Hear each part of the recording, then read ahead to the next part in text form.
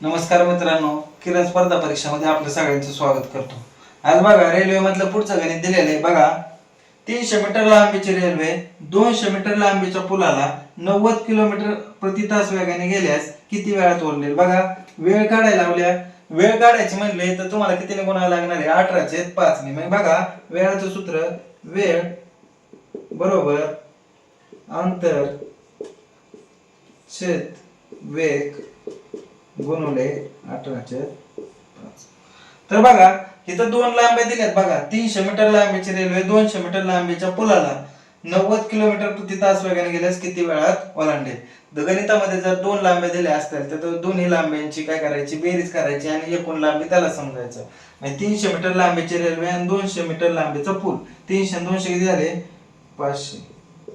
छेद वेग किती दिलेला आहे तुमचा? 90 किलोमीटर प्रति तास गुणिले 18/5 वेळ बरोबर। मग बघा शून्याला शून्य गेला, 9 × 9 9 दुने 18, 5 × 5 5 × 5 राहिले शून्य, 10 दुने 20 सेकंद। तर बघा अशा पद्धतीने याचं उत्तर काढलेलं आहे।